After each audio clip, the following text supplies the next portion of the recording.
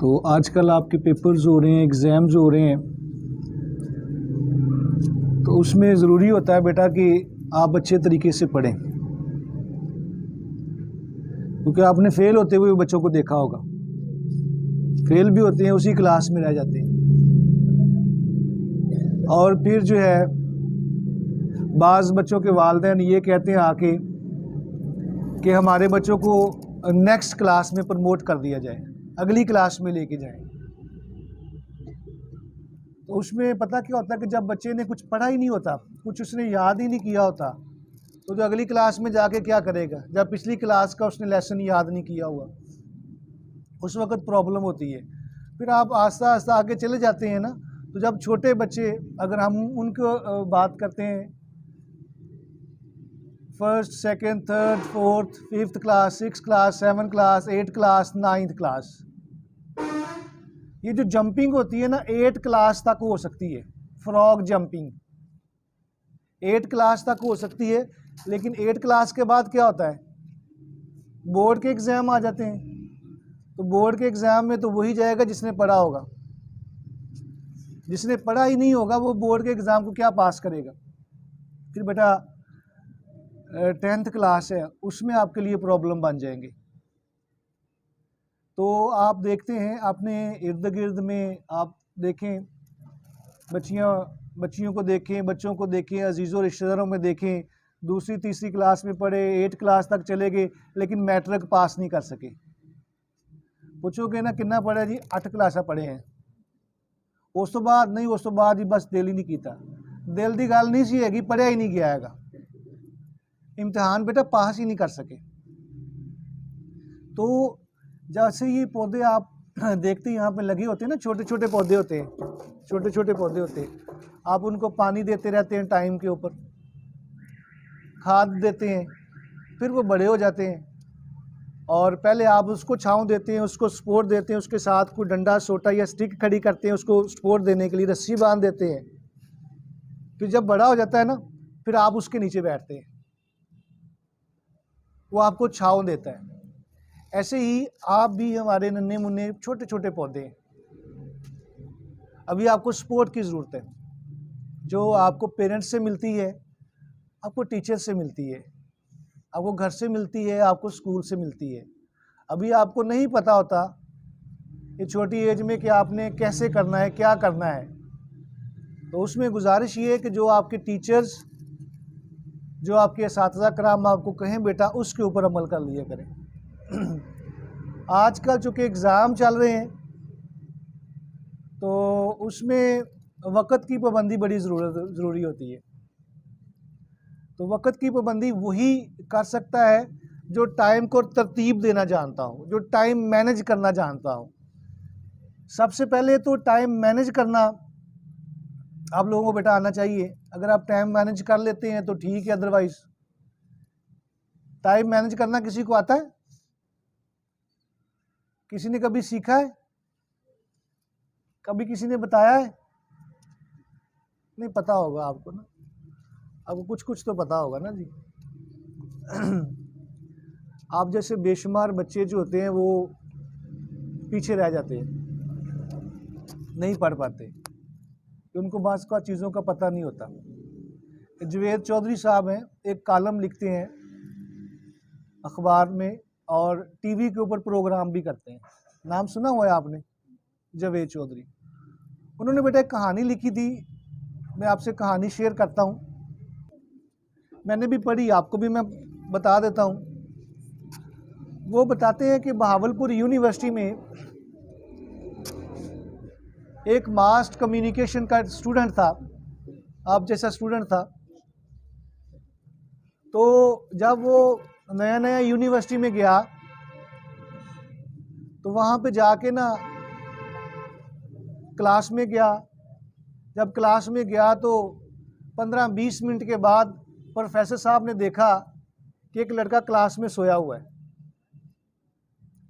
Professor साहब ने किसी बच्चे से कह के उसको जगा दिया, वो जाग गया, 15-20 मिनट के बाद वो फिर सो गया। प्रोफेसर साहब ने गुस्से से जो है ना उसको क्लास से निकाल दिया। अब उनका पीरियड ख़त्म हो गया, नया लेक्चर शुरू हो गया, नया पीरियड, नए प्रोफेसर साहब आ गए। उनका लेक्चर चला 15-20 मिनट, तो 15-20 मिनट के बाद वो साहब फिर सो गए।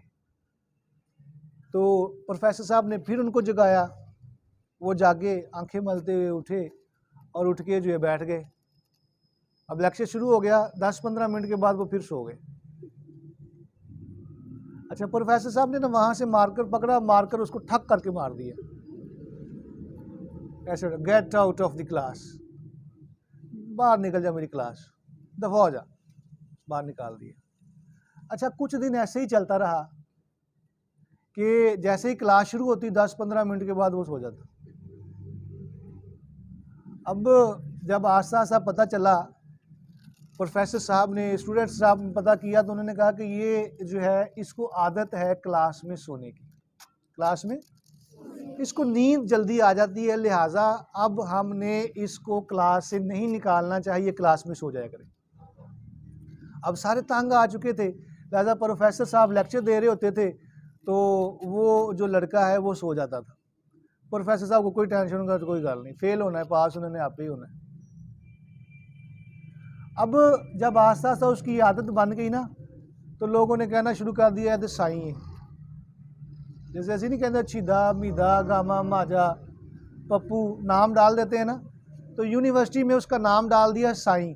क्या मैं पागल गया, साईं कहना शुरू कर दिया। अब सारे बच्चे, ओए कौन सुता है, साईं सुता है,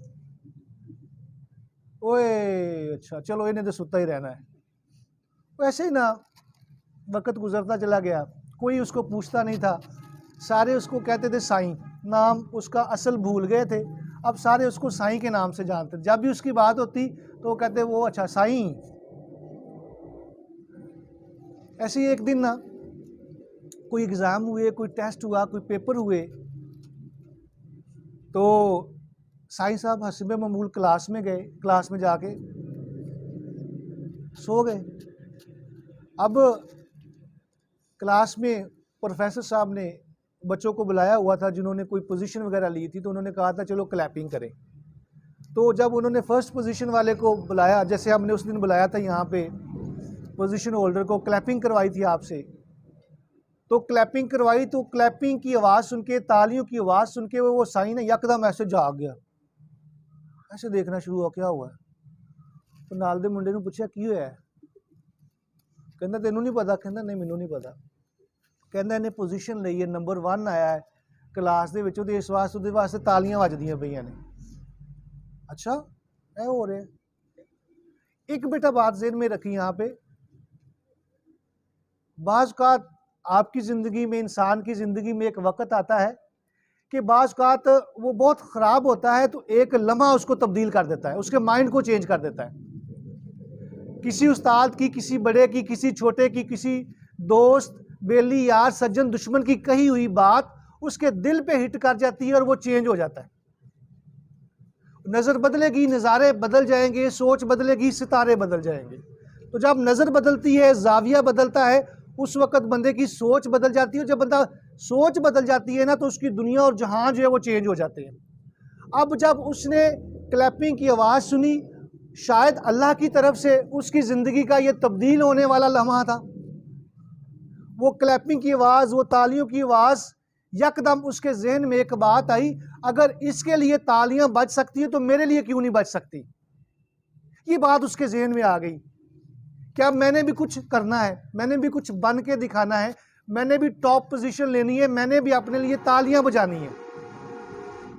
अब हुआ क्या कि वहाँ से, चूँकि वो बहावलपुर में पढ़ता था, वहाँ से परमिशन लेके वो चुपके से लाहौर आ गया। लाहौर की पंजाब यूनिवर्सिटी के हॉस्टल में उसने रहना शुरू कर दिया परमिशन लेके।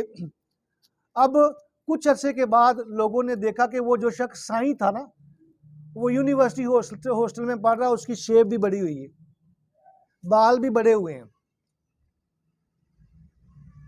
तो उसका काम सिर्फ, कपड़े भी बाज़ औक़ात गंदे हो गए हैं।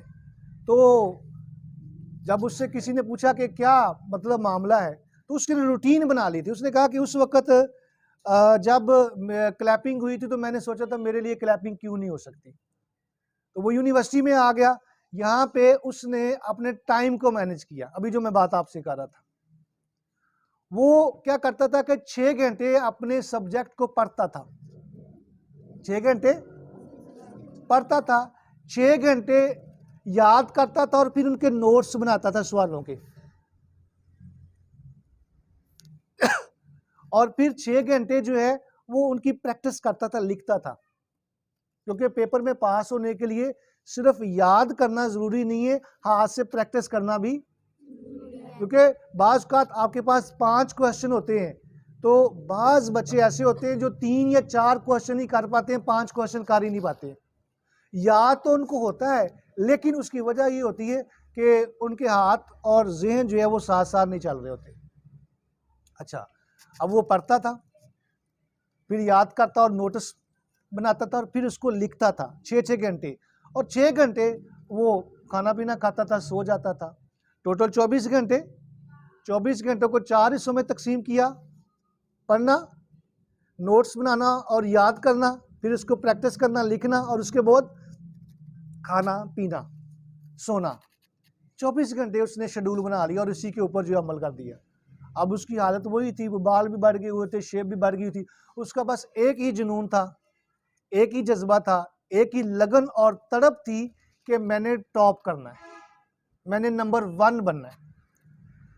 वक्त गुजरता चला गया। अब एक दफा उसने एक पेपर हल किया और लेके किसी प्रोफेसर साहब के पास चला गया।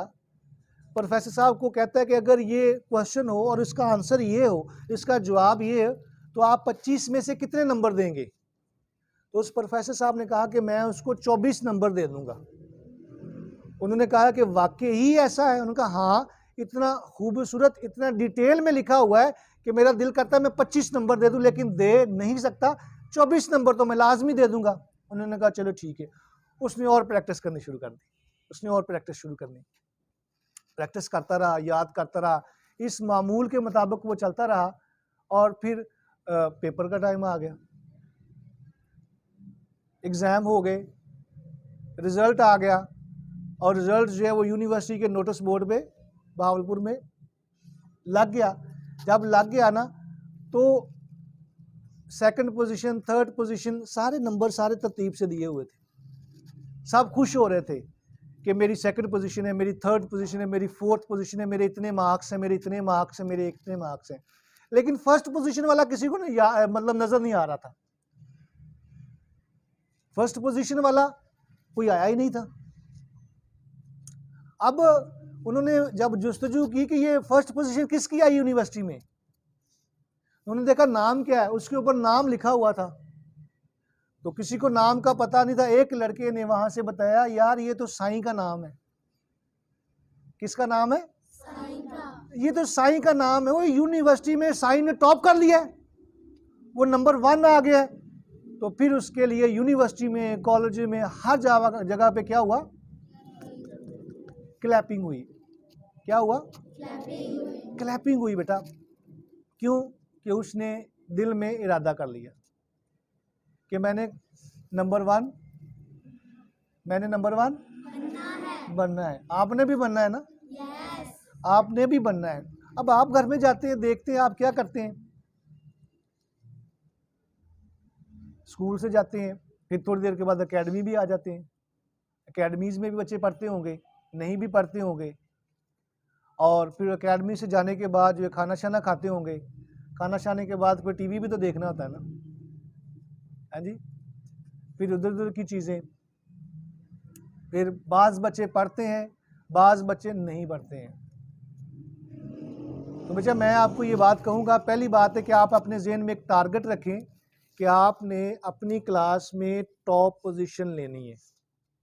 कौन सी पोजीशन लेनी है? टॉप। अच्छा, टॉप पोजीशन लेने के लिए आपको क्या करना पड़ेगा? मेहनत करनी पड़ेगी, और मेहनत करनी पड़ेगी टाइम के अंदर रहते हुए कि हमारे पास टाइम कितना बजा है, कितने बजे है, कितना टाइम है हमारे पास, और इसमें हम क्या क्या कर सकते हैं। फजर के टाइम पे कौन कौन उठता है? फजर के टाइम पे हाँ, सारे उठा करें, टाइम को मैनेज करें, आप खुद फजर के टाइम पे उठा करें। स्कूल जाने के और फजर के दरमियान ना कुछ टाइम होता है ना, जिसमें आप कुरान शरीफ भी पढ़ते होंगे, वो भी पढ़ा करें। और नाश्ता, यूनिफॉर्म, कपड़े पहने आपने, तैयारी करनी है, उसमें से भी कुछ टाइम आपका बच जाता है बेटा, उस टाइम में आप पढ़ लिया करें, उस टाइम में आप लिख लिया करें, अपना सबक जो है रिवाइज कर लिया करें। फिर स्कूल में आते हैं, जब आप लोग क्लास में होते हैं ना, तो क्लास में भी बाज़ बच्चे सही नहीं पढ़ रहे होते, इधर उधर आगे पीछे देखना छोड़ दें। आपकी नज़र आपकी नोटबुक पे और बुक पे होनी चाहिए। आपके कान उस्ताद क्या कह रहा है, टीचर क्या कह रहा है, प्रोफेसर साहब क्या कह रहे हैं, आपके कान उस तरफ होने चाहिए, और आपकी नज़रें, आपके हाथ में पेंसिल। आप अल्लामा इकबाल बन जाए बेटा, लिखने वाले बन जाए। उस दिन भी मैंने बताया था कायदे आज़म के बारे में। कायदे आज़म का नाम कौन जानता है? मोहम्मद अली जिन्ना, ठीक है। और बहुत सारे लोग कायदे आज़म का नाम, सब लोग उनको कायदे आज़म कहते हैं। तस्वीर के नीचे भी कायदे आज़म लिखा होगा, क्योंकि कौम ने उनको ये टाइटल दे दिया, बड़ा लीडर। उनका नाम तो मोहम्मद अली जिन्ना है, लेकिन उनके काम की वजह से, उनकी जुस्तजू और लगन की वजह से लोग उनको कायदे आज़म के नाम से जानते हैं। आप एक डायरी लें, कॉपी लें बेटा जो आपकी है, उसके ऊपर अपना शेड्यूल बना लें कि इतने बजे मैंने उठना है, नाश्ता करना है, मैंने पढ़ना है, इतने बजे मैंने स्कूल आना है, और स्कूल में आने के बाद इतने बजे तक मेरी स्कूल में क्लासेस हैं, मेरी कॉलेज में क्लासेस हैं, मेरी यूनिवर्सिटी में क्लासेस हैं। ये सब के लिए है। अच्छा, उसके बाद जो है आप फिर जो है ऑफ करके चले जाते हैं घर, आप एकेडमीज़ में जाते हैं, दरमियान में वहाँ से टाइम बच जाता है। फिर घर जाते हैं, घर में भी 4-5 घंटे सोने से पहले आपके पास मौजूद होते हैं। टीवी देखना तो देख लें, कोई मसला नहीं है, लेकिन आधा घंटा पौना घंटा उसके लिए भी टाइम रख लें। उसके लिए भी आप टाइम रखें, कितना टाइम मैंने टीवी देखना है, इतना टाइम मैंने गप्पे लगानी है, मैंने अम्मी और अब्बू के पास बैठना है, और इतना टाइम जो है मैंने अलहदा बैठ के अपनी पढ़ाई करनी है, आपका सबक जो है वो याद करना है। तो थोड़ा सा आप इसको प्लान करें, अपनी नोटबुक्स के ऊपर टाइम टेबल बनाएं। नेक्स्ट भी चेक भी करेंगे आपका टाइम टेबल आपने बनाया है कि नहीं बनाया। तो जो आखिरी बात मैं कहने वाला हूँ कि अगर आप ज़िंदगी में बड़े आदमी बनना चाहते हैं, तो आप अपने टाइम को तरतीब दे लें, आप अपने टाइम को मैनेज कर लें, अपने टाइम को अपने हाथ में पकड़ लें, पकड़ के रखें, और ऐसे उसके ऊपर सवार हो जाएं कि जैसे घोड़े के ऊपर सवार होते हैं, तो घोड़े को जैसे आप चलाते हैं वैसे ही टाइम आपका चले। छोटी सी बात है, मुख्तसर से अरसे में हमने कर ली है, लेकिन बेटा ये बहुत बड़ी बात है। ये आपकी और आपकी आने वाली नस्लों की, आपके शहर की और आपकी मुल्क की तकदीर बदल सकती है। अल्लाह ताला आप सबको कामयाब करे, अल्लाह ताला आपको नंबर 1 हमेशा बनाए।